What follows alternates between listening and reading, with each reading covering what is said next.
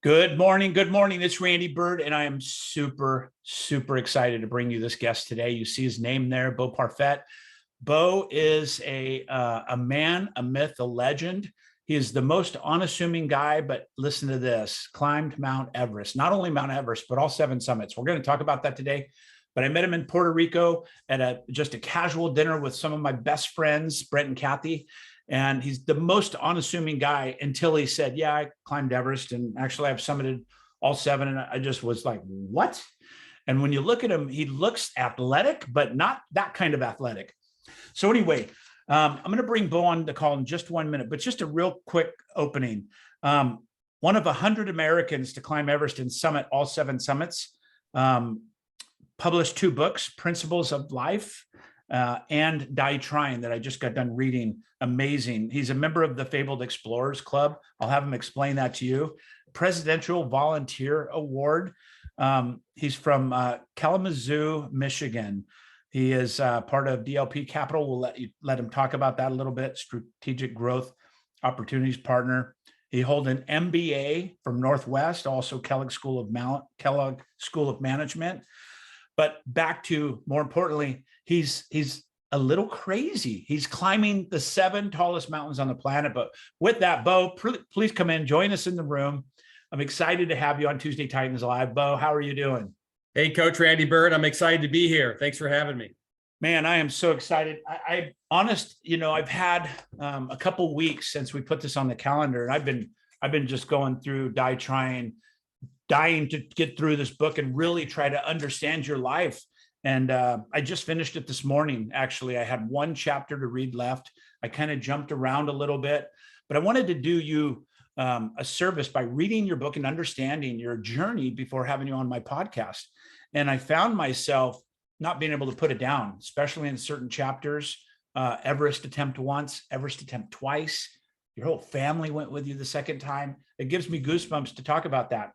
But as we get started, let's do this. I think it's good for the audience to understand what's going on in the brain of a guy that is interested in climbing the 7 summits of the world, the 7 highest mountains, and traveling the world to do it, sometimes at great, great risk. Like we'll talk about getting through some of the mines that you did and stuff. But walk us through the journey anywhere you want to go, Bo. In the beginning, when did you first find out this was for you?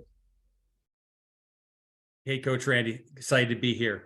So I think it starts when I was a kid. So I was pretty dyslexic when I was a kid. I had a speech impediment.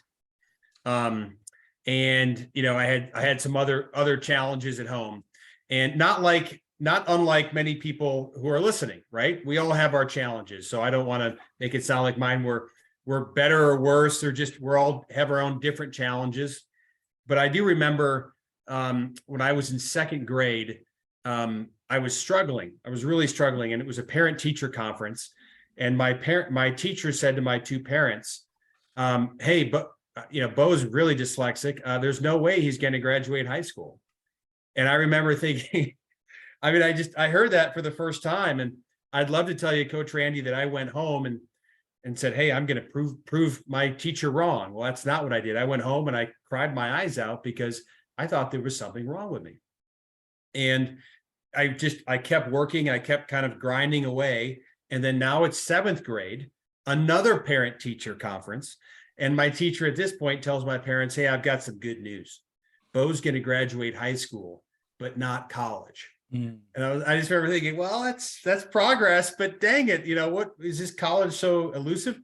So things started to click for me a little bit in high school. I practiced a lot in math, and I got pretty good at math, and then I built off that. So fast forward, I do have 2 master's degrees. So, I was able to push through, but I started climbing at Colorado State University, where I went for undergrad. And my feet weren't even on the ground for 24 hours. And I had climbed 2 peaks, and I just loved the feeling of it. I loved the accomplishment, and just taking little slivers in life of where I started to excel, whether it was math or climbing, made the other struggles in my life more palatable, if that makes sense. Wow. master's one thing, two masters and all these other Kellogg School and all these other things.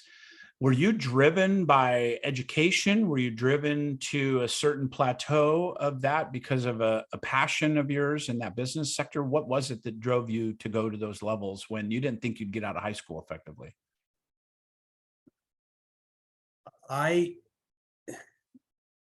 So for anyone listening, whether you have a physical disability or it's dyslexia or it's a mental, here's the good news. The good news is, and I don't know the exact number, Coach Randy, but there's about, say, 30 to 40 different ways a human being can absorb information. You can learn.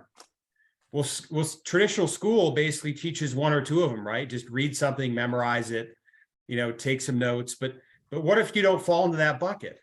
So the fun of the struggle, and what turned out to later be the fun of it was to figure out how I learn. And I think that if anyone's listening to go, man, school really wasn't for me, that's okay. But learning, I guarantee you, is for you, right? We just have to figure out how we learn. And then once I figured that out, school became a lot easier for me, and getting 2 master's degrees was a welcome challenge. I love it. I remember you talking about your dyslexia, and they changed the way they were giving you the test, letting you do audible, letting you do different ways to do it. And all of a sudden you started excelling, right? So they tapped into your possibility. It's interesting you say math. I was very young. I was in all the way up to, I think about 4th grade. I had no math skills, couldn't do anything. I just could not get it. And I had that one teacher that taught me something that made sense to me. And it was just a system of 100, which we use pretty easily now, but that system is 100, breaking everything into 10 and hundreds and so on. I'm like incredibly quick with math now. In 30 years in construction, I could do fractions and all these things just because my brain thinks differently when it comes to math. And it blows people away. They think I'm brilliant in math. And I couldn't get it. I didn't have the capacity to put math together until that one teacher. And goosebumps to this day when I talk about it. It changed everything, right? I didn't graduate high school. I went all the way through high school, but didn't have enough credits. Spelled history, hate history. Now I love history, right? It's just an age thing, I think. Yeah. I literally devour history now. And back then I couldn't be bothered with what happened in the past. It's just an immature thing. When I look at your journey, how much struggle you had, I mean, you were fighting your way through school, you were rebelling and doing a lot of, adolescent things, right? We have similar pasts in that area. I was Sure. Same thing. But when was it that you really found the passion? Was it Colorado when you went and climbed those first couple of peaks and you were like, this is for me? I get this piece of you that is like being alone and being challenged individually is what fuels you. Is that accurate? Yeah, absolutely. And I was lucky enough. So 2 times in my childhood, my dad took us out west to go skiing. We went to Colorado and Montana. And I remember, growing up in Michigan, and a lot of people ask me, what's it like growing up in Michigan or the upper Midwest? I go, well, we have 3 months of, we have 9 months of winter and 3 months of bad sledding. Okay. So we went out skiing twice in my youth. And I remember seeing the mountains for the first time, Coach Randy. And I just couldn't believe that the earth could look that way. I was like, these are really, I couldn't believe it because Michigan's so flat, right? So I started asking my dad right away, oh my gosh, I was a kid, right? There are houses here. People live here. People have a job here. Could I go to school here? Could we move here? And I just remember I was pretty much hooked within, minutes. Wow. Of just seeing the mountains out of the window from the airplane. And I knew that I wanted to go to college in a mountainous area. So I was pretty much hooked from mountains right away. And some people say that about fishing or scuba diving, or other activities. For me, it happened to be mountain climbing. Yeah, that's a good point. I witnessed that at scuba diving. That first time on the bottom, it was just like, this is a whole nother world. And I've always enjoyed the mountains, but in reading your book, you're literally hanging your life from a rope many times. You're hiking in areas, it talked about the top of the mountains coming together, they're 2 foot wide and you have 2,000 foot on either side. And I mean, that's a real thing, right? That's a real thing. And I've been on a peak like that hunting up in Idaho, that my body wouldn't work. Just my, it was this wide, but my functions, just my body would not work. Your legs, your arms, they just don't want to communicate and work with your brain.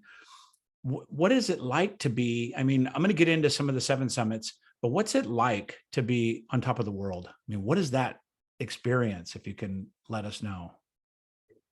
So I love this question, and it's similar to when you see just something a child born, or something that is magical and spiritual. So I remember, I think it was roughly about an 8-year goal to do the 7 summits, and I'm sitting on the top of Mount Everest and looking out at this beautiful view, and every part of my body was tingling, and it was I was crying one minute, laughing the next, and just I couldn't get enough of the view. I had my oxygen off for 45 minutes. I was up there by myself, and I just had a lovely time, and it was such a, like that, where you delay gratification, you know what I mean? You just delay, and it was 45 minutes of bliss. But then I knew this, Coach Randy. I knew that I was only halfway. The summit is only halfway, and 80% of the accidents happen on the way down. So very quickly, my excitement turned into 100% serious as can be, because a lot can go wrong as I started to head down. That's amazing that 80% of the accidents happen on the way down after reaching that pinnacle of life, right? And you talked about how there's literally hundreds of bodies, on the trek to the top of Everest, and at many different levels. And I guess that's just because of the nature of trying to remove them from that mountain, right? That becomes the final resting place. And I mean, for some, I would imagine that could be a pinnacle of a place to end your life and be on top of the world effectively. But I know they didn't set out to be there. They didn't set up with that in mind. When Everest is, to me, when you think of, and I'm an uneducated mountaineer, right? So when I think of this, I think Everest as being the grand master, being the largest and greatest and biggest, and it's the most recognizable. But in reading your book, it sounds like Everest you can tackle with a side water cooler, an axe pick, and a good pair of boots, is what it sounded like. And I'm making a little bit of fun of that because it's so monumental. And then, but when we talk about some of the other technical mountains, it's really not that technical. It's just high. Is that accurate? So I've climbed K2, which is in Pakistan, and K2 and Everest are different sports. Yeah. So for the people that don't know, K2 is called Savage Mountain. It's the second tallest mountain on Earth, and it has about a 1 out of 4 death rate. Oh, and Everest, I think, has 1 out of 10 or 1 out of 12 death rate. Wow. So there are some technical bits on Everest for sure, but nothing like K2. And it is high and it is long for sure. You mentioned something I want to touch on. A lot of people ask me, and they probably ask you, Coach Randy Byrd, is man, how do I find that? You mentioned scuba diving, right? Mm-hmm. How you just love it. And I think the 2 most important moments of your life are the moment you're born and the moment you know why. And some people don't know their why yet. And some people have more than one why, and that's all okay. And for those listening, if you don't know your why yet, that's okay. Go try a bunch of things, right? Wow. And when you figure out something that just inspires you, and you want to jump out of bed every morning and do it, just dig into that with all your energy and fortitude. Love that. I want to expand on that. You wrote the book Die Trying, and you're talking almost about a rebirth. It sounds like not in a biblical way, but in a spiritual way, that moving from being born to understanding why you're born, right? How do you talk to people that are struggling with that. I mean, you had some real struggles in your life that led you to seeking big things. And again, I totally, with respect, you look mild mannered, you look like Superman until you peel off your jacket and you've got a big S on your chest. And I mean that when I read this book. It's just, you are doing inhuman things in a belief system, at least. So physically, you've got to be in shape. And I read that many times you were ill prepared, overweight. You did some of this stuff where you're just going, this can't be true, right? And so I'm reading this going, it can't be true. This guy is batshit crazy. But when you think about it, it's the mental fortitude. And one of the things I wrote down is you're a mental evangelist. Daredevil, mountaineer, all that makes it sound sexy. But when I break this down, and I mean this with the deepest respect, the mental fortitude is a majority of what we're overcoming when we're doing these inhuman things, right? Yep. And just the preparation, and there's many pieces that go into it. And it sounds like you started preparing more as you went through your journey, showing up, and you climbed, was it Everest with 2 different boots on? Matter of fact, it's on the front page of your book. I was looking at, and I'm like, that's kind of odd how he's got 2 different color boots on. But I was like, it's probably just ski fashion, Yeah. But no, you had not only the wrong boots, but the wrong size. Yeah. And you just continued to climb Everest with that. Is that accurate? Yes. All right. Yes. Any normal, I'm going to lay it out there. Any normal person that would have been, okay, God, you got wrong size boots. I know that I shouldn't be here at this moment. Right. Yeah. But you're going to put 3 pair of socks on and just go, it's just Everest. It's a great, it's funny. The 2 boot story is really funny. And I wonder that, like, when things start to go wrong on a big expedition, are there signs? And sometimes there are, right? And sometimes, they're not. And trying to read those signs is Right. Is a lot of fun and a lot of challenging. I think Coach Randy is it's a great question. So we're touching on, how do you look? I'm a normal person, right? I can't dunk a basketball. I wasn't the best athlete, right? And then how do you go do these amazing things in life? And I'm not alone, right? So I think to unpack this, I think there was a conversation I had when I was working at JP Morgan. Mm-hmm. So I was in New York City, working 100 hours a week, and I was 50, 60 pounds overweight. And I'd worked 7 months straight. So that's every day, including Saturday, Sunday, for 7 months. Mm. And I went to my boss and I said, hey, I want to take a week off and go climb Kilimanjaro. And, that was my big idea. And he looked at me, and then he looked down at my big belly, and then he looked back up at me and he goes, well, Bo, what makes you think you can make it? And I kind of like, was trying to like cover up my Burger King belly covered up. Yeah, covered up. And I said, well, I don't know. I'm going to give it my best shot. And he goes, Bo, let me tell you something. He goes, do you want to have more energy than you can possibly imagine? And I said, yes. He goes, right now you're thinking about climbing this mountain for yourself. I said, yeah. He goes, if you can climb the mountain for something bigger than yourself, then you're going to have more energy than you could possibly. And he said, go think about that and come back to me. So I went back and I thought about it for a couple of weeks.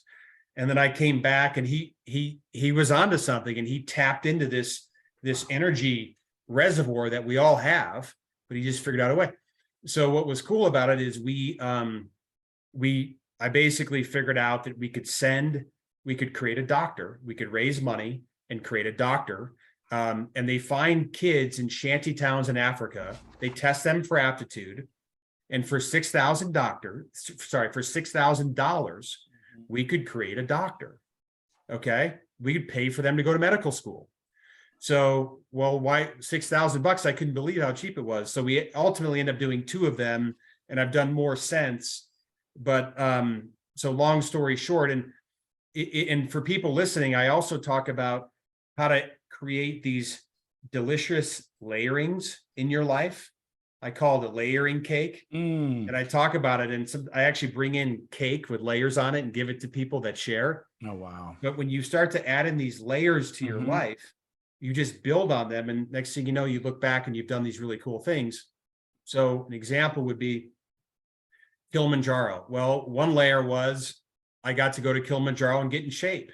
Okay, great. I needed to get in shape. I was an overweight person. Mm-hmm. Number two, I needed to do something bigger than myself because it connected me more with the world. It gave me more meaning in my life. And to this day, I'm very passionate about education, still am.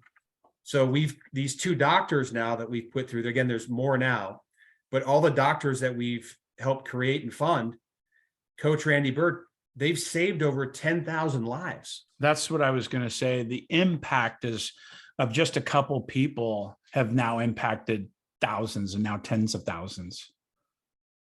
Isn't that amazing? And to this day, they continue, they're saving lives every day. So how cool is that? That part's amazing. And when you talk about that, I mean, the medical scholarships, 12 grand for a couple doctors, especially in the world we live in. It's amazing how much impact you can have by just being purposeful about what you're focusing on and what you're wanting to do.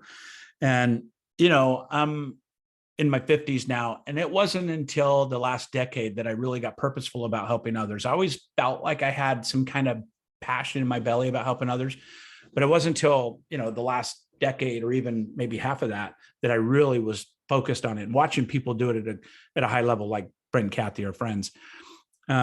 So when you Brent and Kathy are awesome, by the way, if you're listening, we think you're terrific people. Yeah, they are, and they will listen. And so, I'd like to go maybe a little rapid fire with you and ask some questions. I'm absolutely intrigued, and as a coach, I'm always looking into the mental, game, the warfare game of mental, where we're really bombarded by things every day that are negative, and it's everything from conversations to social media to the news to the world. It just depends what you want to focus on, right? What you focus on expands. And you talked about layering. I do stacking, similar, identical, probably stacking these things up, because if you stack more, then it outweighs the negativity. And I'm human like everybody else. I've had tragedy in my life. I've had things that got me to a place to where I didn't understand, questioned why, why am I here? Why this life? And for me, coaching has been the difference maker for me, because when you're coaching and inspiring and lifting other people, you're coaching yourself as well. So it's been my greatest, self-help motivational tool. But my big thing is getting into the minds of great people, great athletes, great business people, entrepreneurs. You're all of that. And how can we shape somebody for the future when they may be, I believe it's a lack of hope, a lack of future, when people get either depressed or get into a place of not seeing opportunity in front of them. What advice would you give them to really find that passion in themselves and find the top of a mountain? That's a good question. And it's a lot to unpack there. It is. So, to rapid fire, it could be, if you don't have a mentor, I think finding a mentor is very important. Finding a coach is very important. Finding a group of friends, that are passionate about what you're passionate about, right? And that's okay. And some people, and it could be family or friends, either one's fine. You want cheerleaders though. Yeah, absolutely. Not deal breakers, deal killers. Yep. Positive people, right? So positivity is contagious. Right. So is negativity. I'd get the negative people out of your life as fast as you can. Yeah. That's one for sure. Goal setting is a big one. Is absolutely a big one for sure. And and I'm thinking of others off the top of my head. What come to your mind? Jump in here. Yeah, I think it's I believe it's self-identity is the big problem I see nowadays. And I suffered from it as well, because as we get more public and as we get, social media, everything is out in the open, you really get judgmental. And I think people are too judgmental of themselves. And that creates a component of, they think it's safety, but they're afraid of risk, and risk is the reward. And I'm getting goosebumps saying this, because I went back to your book and I'm like, I can get emotional at the risk that you were taking, but it was for a bigger purpose. and your life literally hanging in the balance and losing friends on these, expeditions. And for me, I believe it's negativity is number one. And as soon as we could start removing the negativity and start rewinding the narrative for them of what the future looks like, you start getting optimism and hope, and these other things come up. I had 3 really close suicides in my life. So these are times that, you self-reflect. And then I really think that if people find their why and don't get into the judgment of others, that's when they find magic. Because when you are in judgment, worried about the judgment of others within reason, right? You can't be reckless and do something. I can go online today and I could lose all my positions because I could say things that are, not worthy of me being in a position like I am. So it comes with some, with a word of caution. But when you really find that passion of yours and then you can go with it, people will start showing up in your life that are going to support you. And people will start showing up in your life that are in the way as well. And this sounds rude, but a friend of mine that I really admire I was talking to him about this subject, and he said, there's a lot of people in your life that are booster rockets. They have one role, which is to get you into the atmosphere, the stratosphere, but they're not meant to go to the moon with you. They're meant to help boost you into that orbit, and you can't live without it like a rocket. Doesn't mean that it's any less valuable. It just means it was a timely relationship. And sometimes we have to leave those relationships to be able to go to the next level. And man, that hit me because I was like, wow, I could identify those relationships that I had to lose along the way to get to the next level. 100%. And just to add to this rich discussion, I think diet and exercise is important. Winston Churchill said, if you're going through hell, keep going. Yeah, quit digging. So life is not, life is a challenge, and life is full of hard things. And, I think I love that quote. If you're going through hell, keep going. Yes. I think a morning practice is important. And you said to no judgment. There's a lot of people out there where, finding God or reconnecting with God is what's right for them. And that's okay. That's wonderful. Absolutely. I was going to read this in the beginning, and I feel compelled to read it now, but it's deep in the book. But the climber is not in love with the idea of getting himself killed. He is in love with the idea of embracing life and living it to its fullest. It is for this reason that we as climbers embrace the mountains and climb in the first place. For on the other side of fear is freedom. Italian climber Walter Bonatti. That got me. That's like on page 176. And I was like, that got me, because that is, the path of this, right? So a couple rapid fires. What's your favorite mountain on the planet? Like, if the rewards have been had, the 7 summits have been had, you just are going for pure enjoyment, where would it be? For pure enjoyment? Yeah, top of a mountain. Or does pure enjoyment go with that? I'll answer it 2 ways. If it were just me, my favorite mountain on earth is K2. It's a beautiful pyramid. It's a pyramid peak. It's deep in the Karakoram in the Himalaya. I love that mountain. And then the second one would be with my family. I live in Boulder, Colorado, and there's a mountain called Mount Sanitas, which is not far from my front door. It takes about 45 minutes to hike up with my family. Wow. And with my wife and my 2 boys. To climb up that mountain is very special. And that's if I had to pick one, I would pick that. I'd pick Mount Sanitas. How about that? I love it. And I remember your family going on Everest Try 2 and taking all the way up to base camp, and some of the stories that went along with that. That had to be special, incredibly special. Absolutely. What is the most frightened or scared you've ever been on a mountain? There's been a bunch. I fell into a crevasse on Mount Cook in New Zealand. That was pretty terrifying.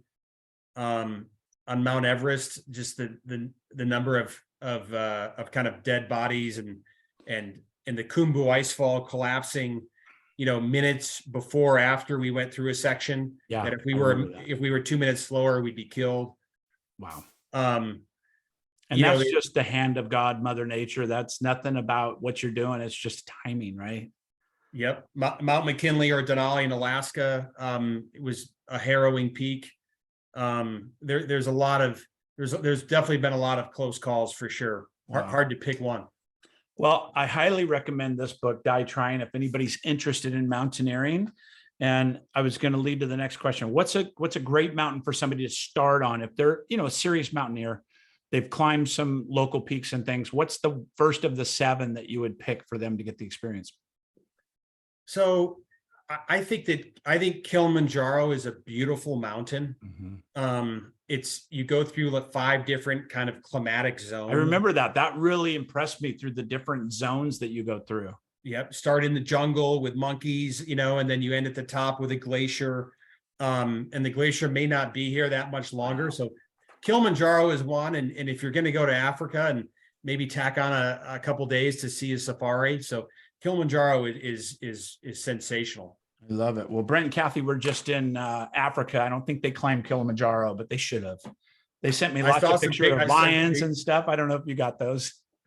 Yeah, the pictures are amazing so far. Amazing. I've got probably 20 notes in here, but in the value of time, I really want to kind of wrap this piece up with you. It's been inspiring. It's made me want to climb. I was in Alaska in the Coast Guard and went through cold weather survival school and all that stuff. I really don't want to get cold anymore. So it's going to be, I'm probably going to stick to ocean level, activities and water skiing.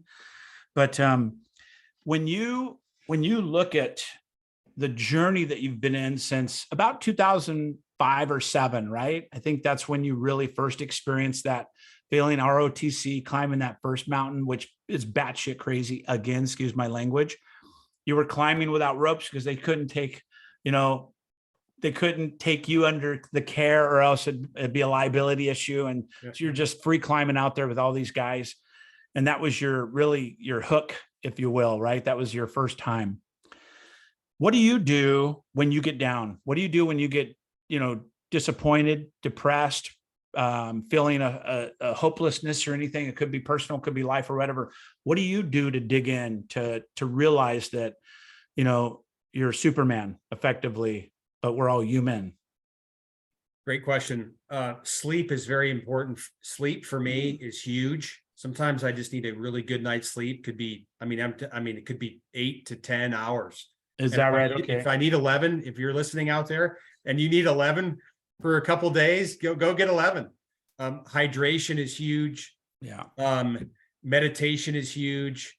And then, I flipped this switch recently, and I just learned this, Coach Byrd, about a couple of years ago, is I used to, like, when you do wind sprints, if anyone's listening, you have to do sprints for training at sometimes. Yeah.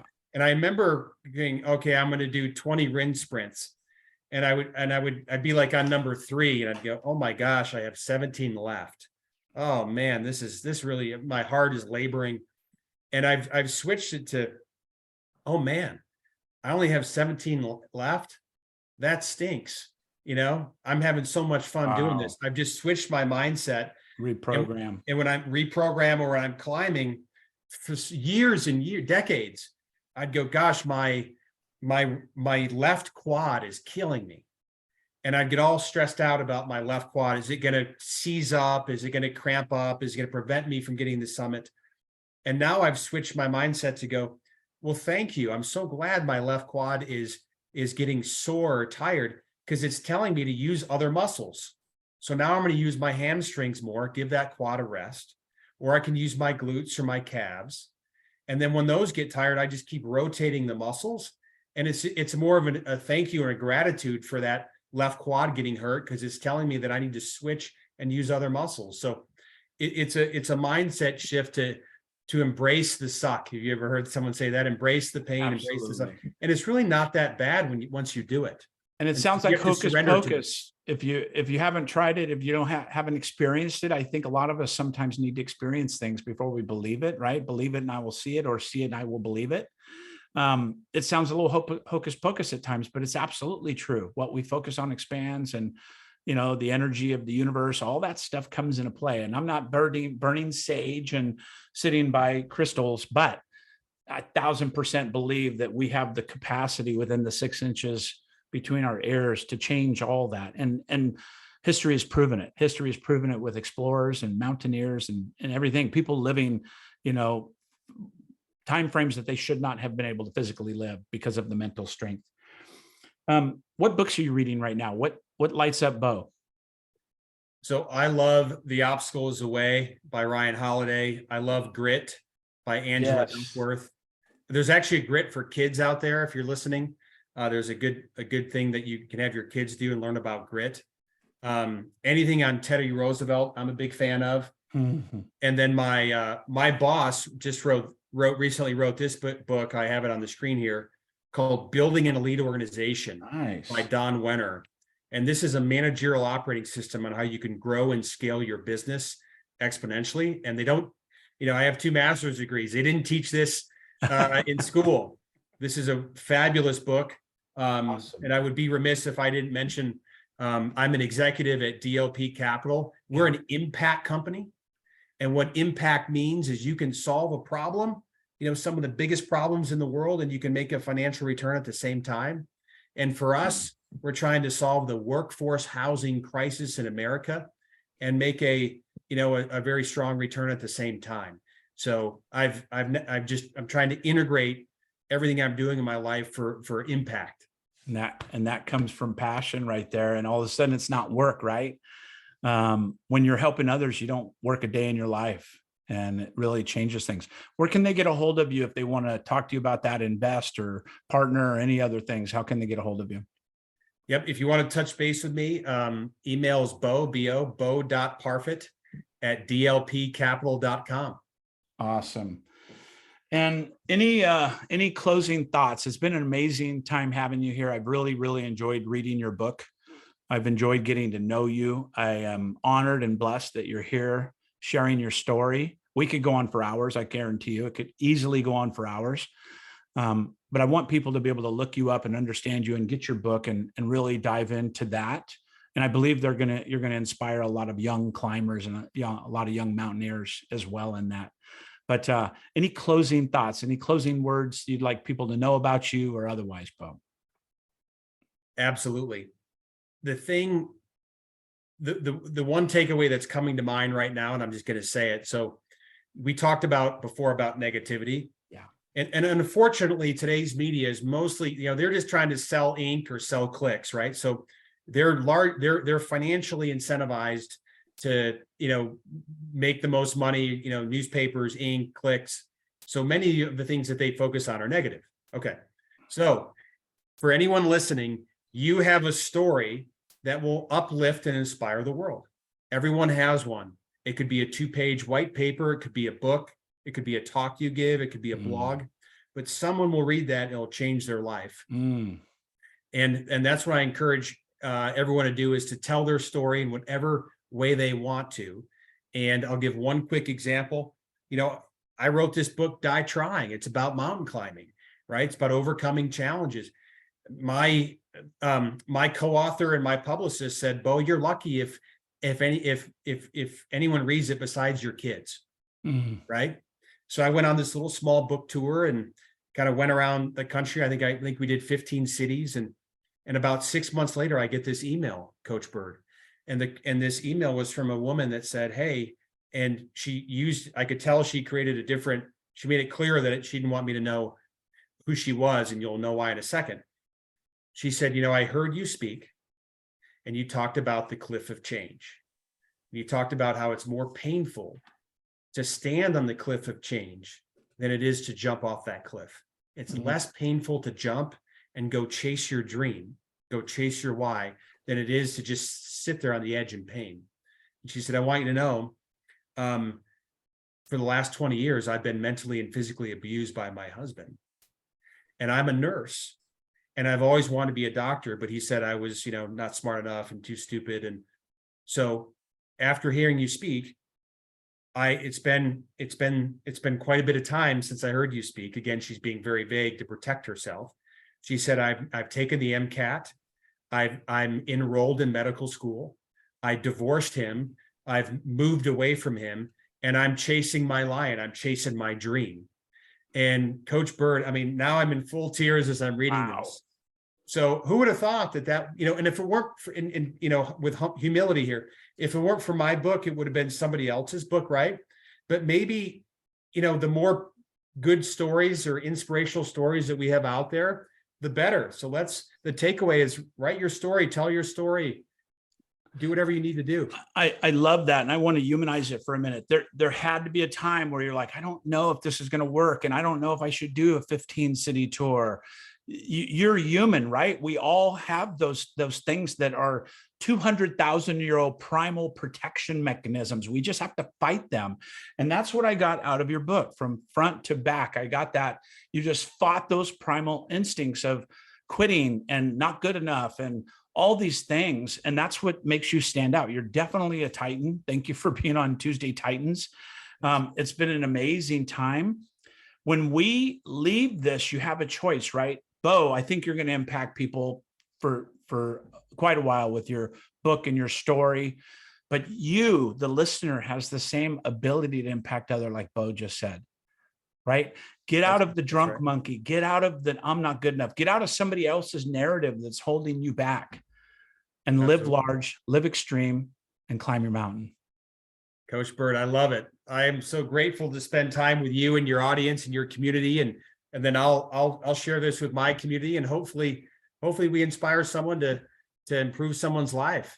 I love it, brother. I believe that to be true. I believe that, right? All it takes is one.